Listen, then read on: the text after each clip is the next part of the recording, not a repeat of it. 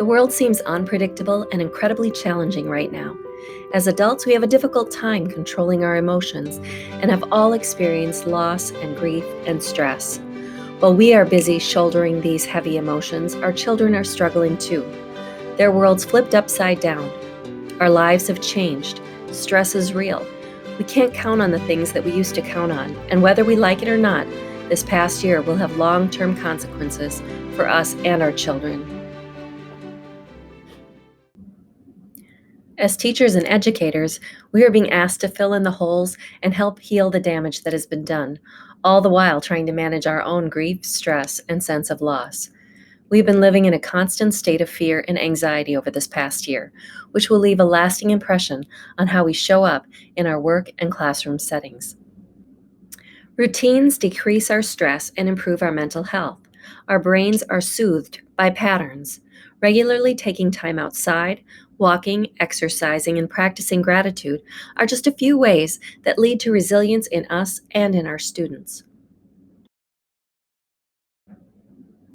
Social emotional learning, more commonly referred to as SEL, is a process that helps children and adults understand and respond to emotions, set and achieve positive goals, feel and show empathy for others, establish and maintain positive relationships, and make responsible decisions. The SEL 3 signature practices are a set of routines that focus on our brains and help build healthy habits. They include a welcoming, inclusive opener, brain breaks, and an optimistic or reflective closer. Starting with an optimistic opener or welcoming, inclusive activity can help us connect with our own thoughts and emotions as well as those around us. If in the classroom, these practices serve to strengthen the sense of community and belonging and even translates well into the virtual settings.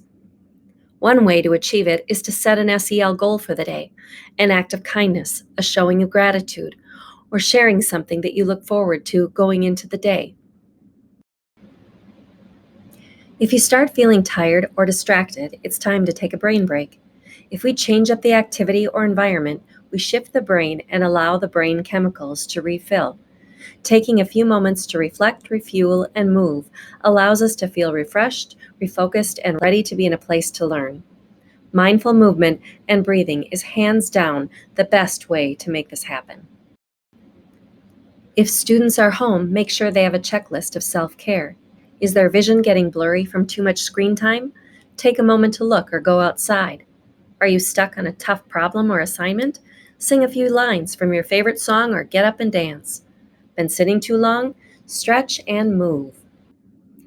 After a long day, a reflective closer reminds us that our day was meaningful and that the learning will continue. A great way to accomplish this is through a gratitude practice. Identify 3 things that you're grateful for, or what made you laugh today, what made you hopeful, something you learned or accomplished today, and something you're looking forward to tomorrow. You decide and can shift the focus every day. The most important thing to do these days is to focus on wellness, resilience, and connection. SEL is a tool that enhances these skills. When we take care of ourselves, we can take care of each other. It doesn't matter how full our plates are, we don't get to stop self-care. It can be found in the micro moments. Every single one of us can breathe for 60 seconds in different places throughout the day. That's self-care. The shift comes from each one of us. SEL isn't an initiative as much as it is a way of life and how we relate to one another. When you embed these practices, you're creating a pathway for all students to find and achieve success, build lasting and meaningful relationships, and have lifelong resiliency skills to get through any challenge.